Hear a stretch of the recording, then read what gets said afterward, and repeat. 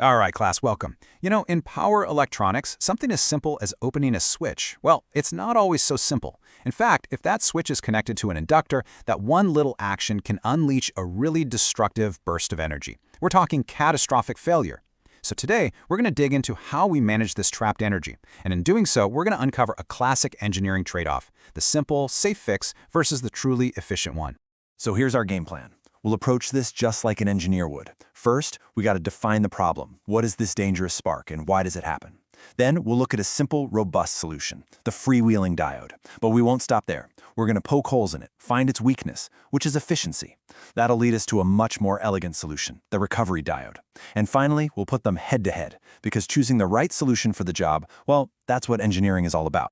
So let's start at the beginning, the dangerous spark. Before we can even think about solutions, we have to really get a grip on the physics at play here. And I want to be clear, this isn't some niche, obscure issue. This is a fundamental challenge that pops up everywhere, from the simplest relays all the way to complex industrial motor drives.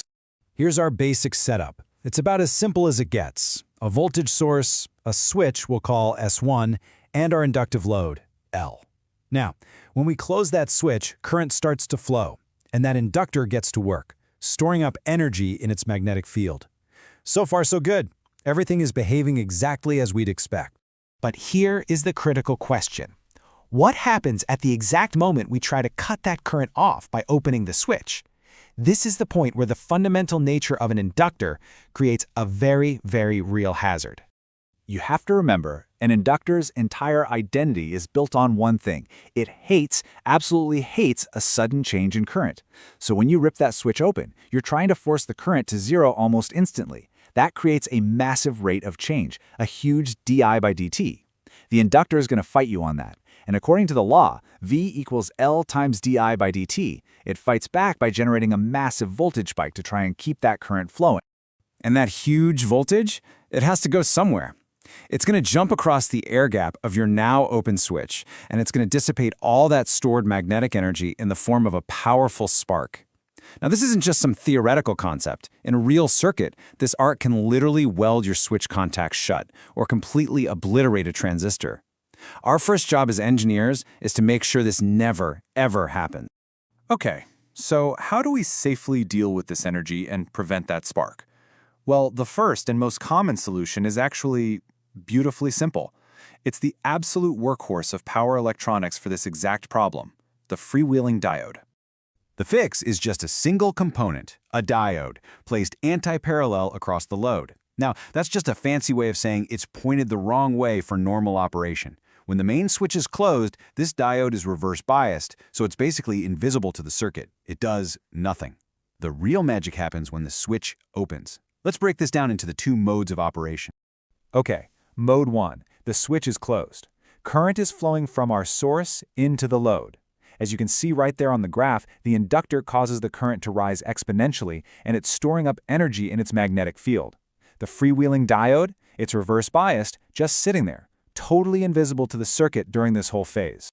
Now for mode 2, the big moment. We open the switch. The inductor's magnetic field starts to collapse. It tries to create that huge voltage spike, but that voltage instantly forward biases the freewheeling diode. It provides a new, safe, closed loop for the current. So instead of arcing across the switch, the current now just freewheels through this diode loop, safely burning off the stored energy and the loop's own resistance until it decays to zero. No spark, no damage. Problem solved. Now, theory is one thing, but to really appreciate the kind of energy we're dealing with, let's look at a quick case study.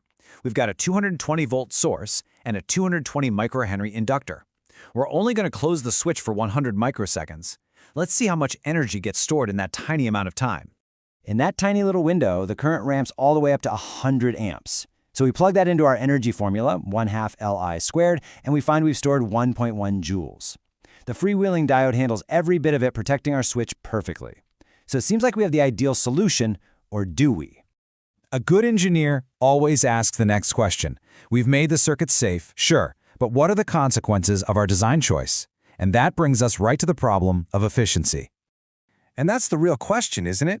We had 1.1 joules of energy. The law of conservation of energy tells us it can't just disappear. So where did it go while that current was freewheeling around the loop? It was all converted directly into heat.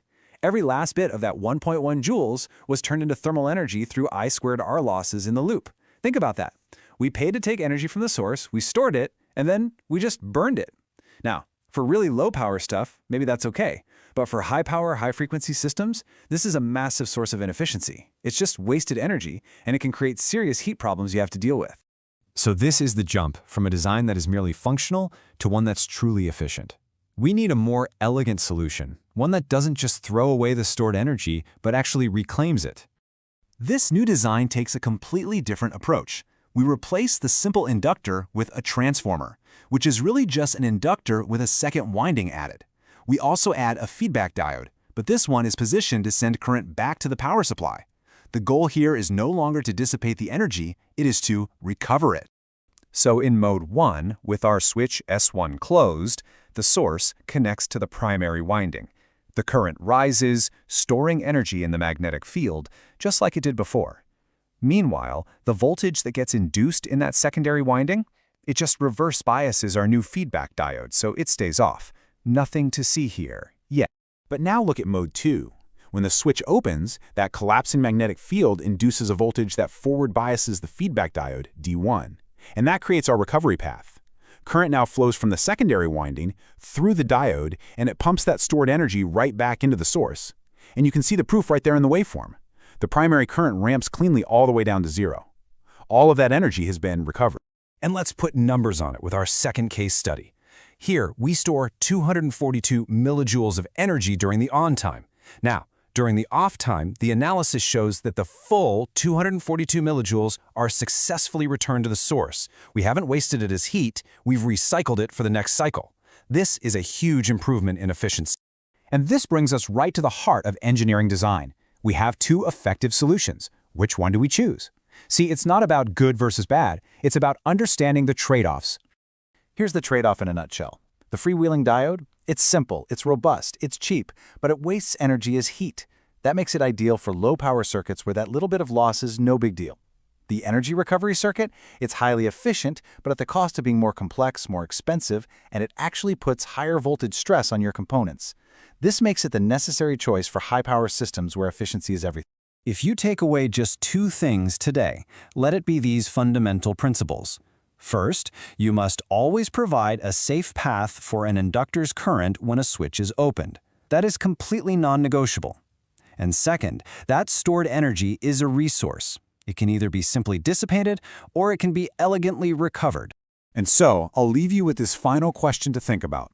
Imagine you're designing a tiny 5-watt USB phone charger, and then you're designing a massive 50-kilowatt industrial motor drive. Both need to manage inductive energy. Which solution that we've talked about today would you choose for each one? And more importantly, why? Being able to answer that question is what separates a student from an engineer. Thank you.